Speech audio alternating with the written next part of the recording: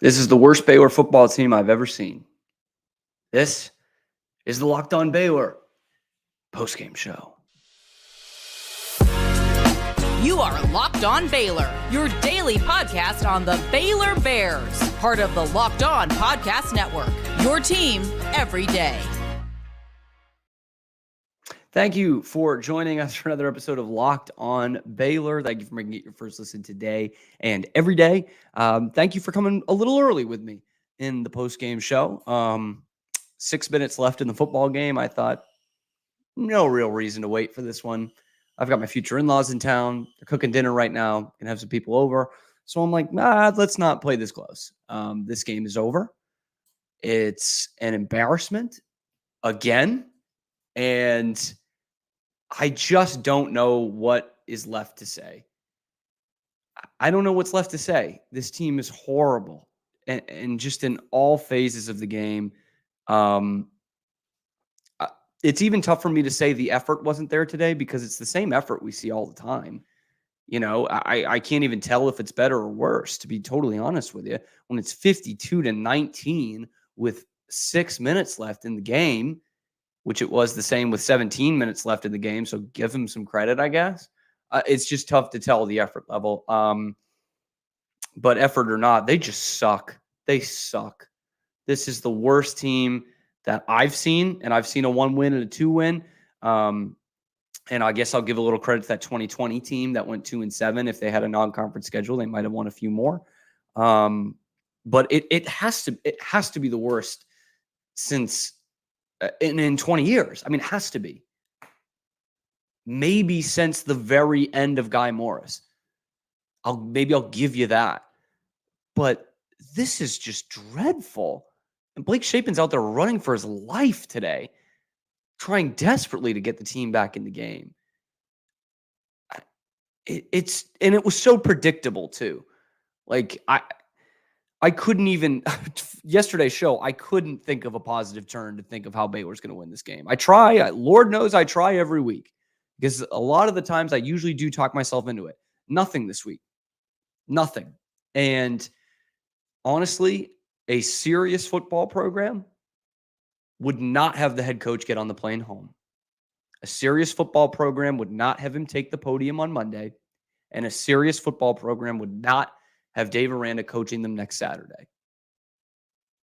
Of course, all of those things are going to happen. He's going to be at all of them because we are such an unserious football program. DED, dead as a doornail. Another drop.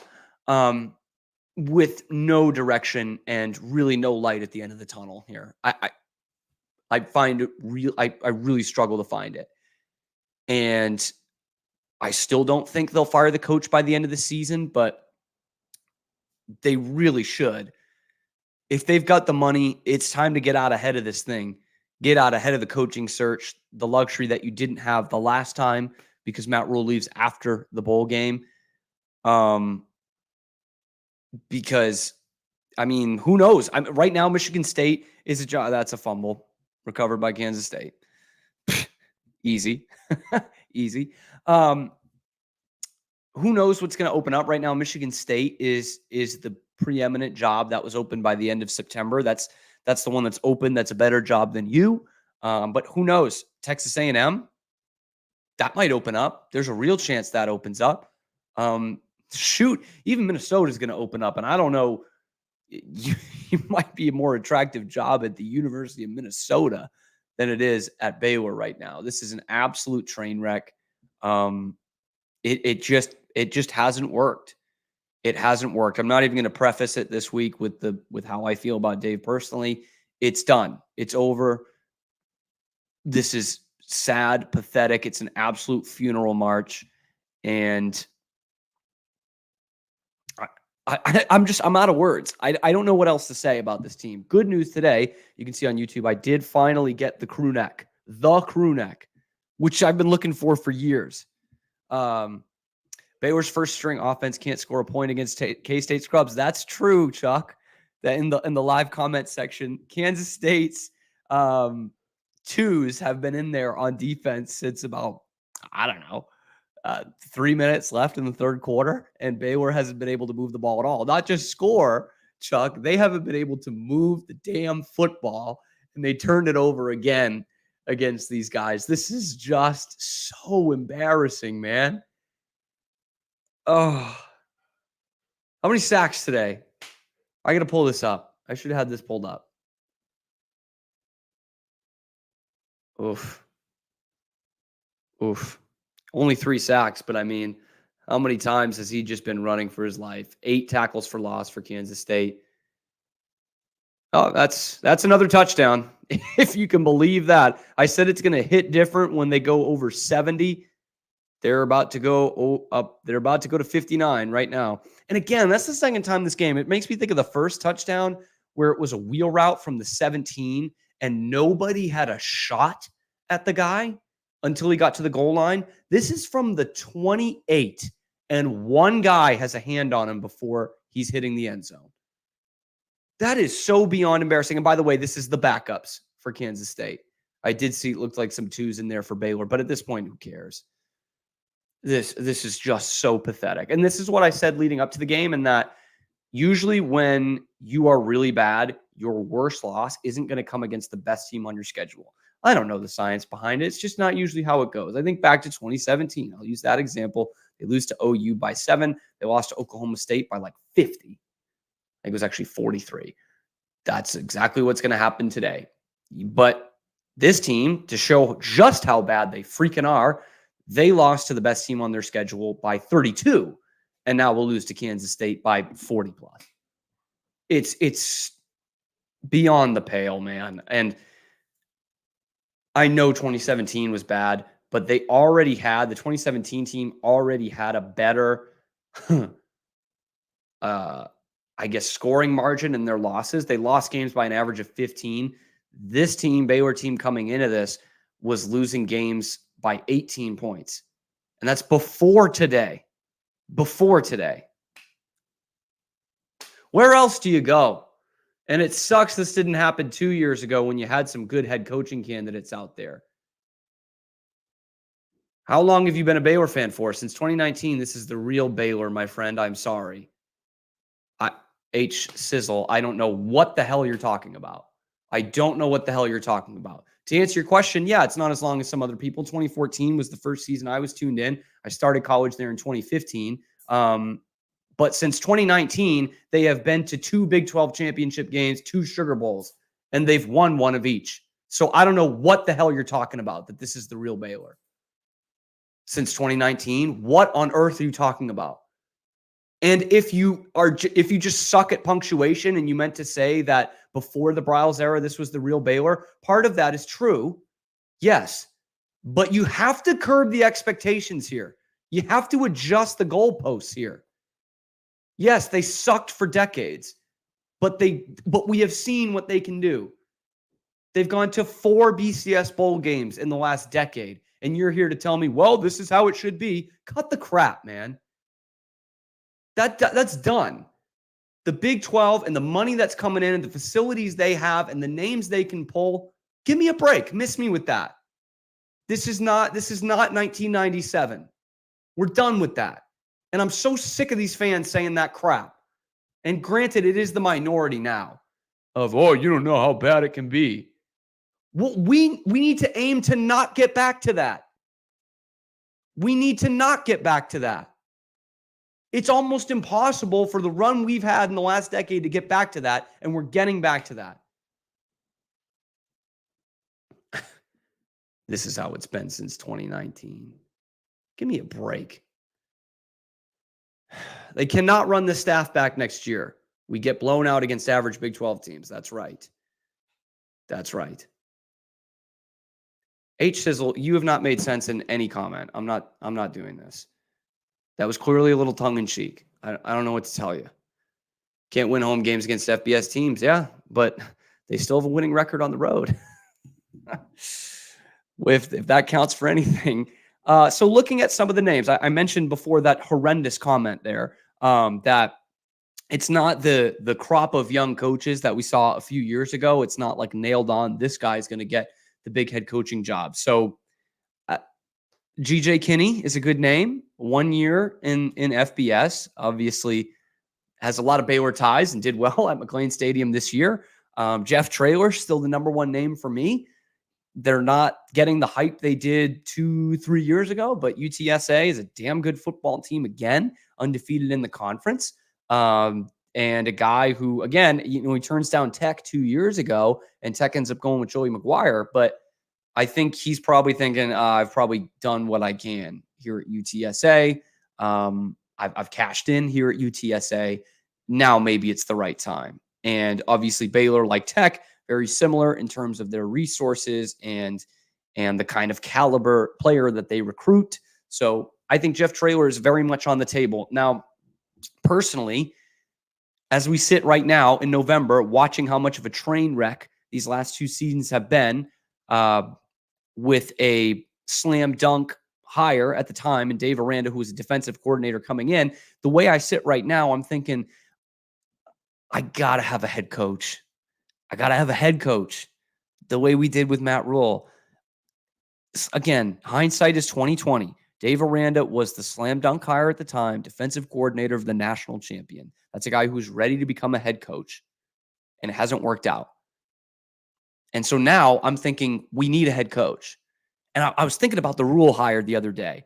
We were all a little surprised with the Matt Rule hire. And in hindsight, we shouldn't have been, right? He completely turns around Temple. They have 2 10-win seasons at Temple, which is about as many as they had in their whole history before he got there. That was a slam dunk. That's the guy who needs to take over your program. But there were such good names that year. It was such a good cycle. PJ Fleck, Sonny Dykes, Tom Herman. There were great head coaching candidates in that year. You don't have that this year. And obviously, Tulane's been the great story of the last 2 years. Willie Fritz is 60-plus years old. JMU, great story the last 2 years. Undefeated team. I don't even know if not that Baylor is a better job in the long run than JMU is, but at this point, he might say, well, I might wait a year and take the Florida job or something like that, or the A&M job. And I don't want to do this Baylor thing. I can play my cards right and get a hell of a job. Or by the way, someone who is a young, hungry head coach who's a big coaching candidate is going to say, I might want the Michigan job. Even if Harbaugh isn't fired, he might leave on his own. He's been talking to NFL teams after every offseason. So I did dip into the coordinator pool for the first time this season, looking at it today, and 2 names stuck out to me. First off, let's stick in Ann Arbor. Jesse Minter, defensive coordinator for Michigan. They have been unbelievable defensively the last 3 years. This year, they are number 1 in the nation in total defense. And by the way, their offensive coordinator, who filled in today for Jim Harbaugh, who swore on live TV, that's a guy who's going to get some looks too. But to me, this is a young kid, Jesse Minter. He's 40. He has not been a head coach yet, but he's done it at every level. GA at both Notre Dame and Cincinnati, and a defensive assistant under John Harbaugh, and the defensive backs coach for John Harbaugh with the Baltimore Ravens, and 2 years now as the defensive coordinator at Michigan, and was an interim head coach earlier this year for Michigan. That is a slam dunk to me. They've been top 5, I believe, in total defense the last 2 years. Obviously, like I said, number 1 this year. That's a young guy who has really proven himself at this level, who is hungry for a job. Jesse Minter. That's the first one. Second one, I'm going to stick on the defensive side of the ball again, and I'm going to go to a team that beat Michigan in the playoffs 2 seasons ago. Glenn Schumann at Georgia. Oh, boy. Is this the resume that's going to get you salivating? Okay. Glenn Schumann. So the downside, and we heard this a ton, especially with the Rule hire, not so much with the Aranda hire. The downside of Jesse Minter, no Texas ties. Okay. We've seen the blueprint. Rule did it. He hired Texas people. He got Texas kids in the door. It led to success. Okay. Glenn Schumann, first ever graduating class at McKinney-Boyd High School. Bang. Perfect. By the way, Minter's dad coached in the NFL, and Schumann's dad has been an AD all over the place. He's coming out of McKinney-Boyd, so a Texas guy, played his high school football in Texas. And let me tell you just a little bit about this resume. He played at Alabama and then was a GA, assistant coach at Alabama, for 6 years. And then the inside linebackers coach under Kirby Smart when Kirby left for Georgia.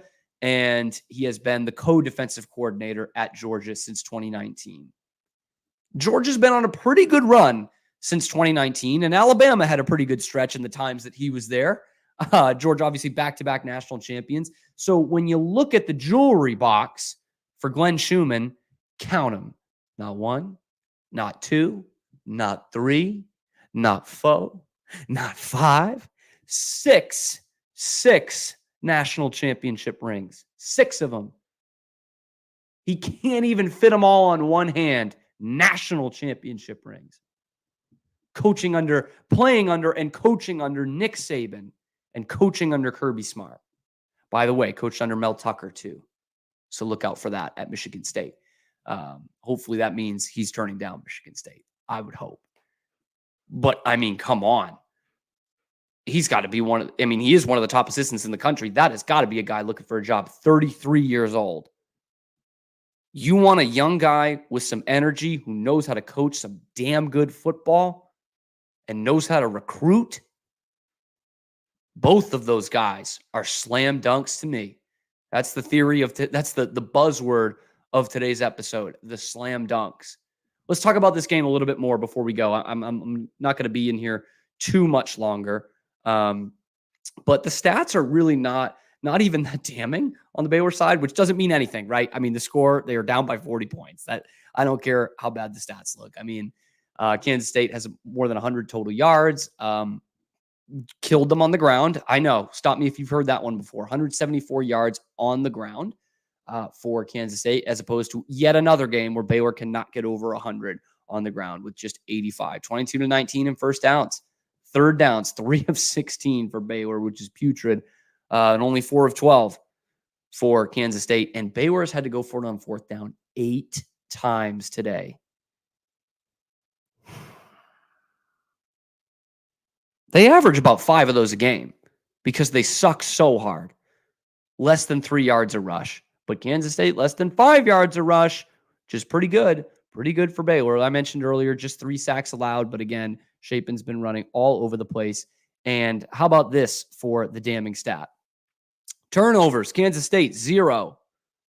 0 points off them. Baylor, 4 turnovers, 21 points off them. Offense, defense, definitely special teams. None of them were good enough today. None of them have been good enough all season. This is as bad as it's been in 20 years for Baylor, which is saying a lot. This is horrible. Just horrible. And I don't know how you let the guys and the coaching staff stick around. I just don't know how you do it. If you have the money for the buyout, it's got to happen now. It's got to. And go out and get Jesse Minter or Glenn Schumann. Please, Lord. Because honestly, I think that might be better than any of the head coaching candidates you're going at. Marshall stinks. They're 4-5. The Tulane guy's too old. Nothing against old people. He's too old for this job. G.J. Kinney's done it 1 year.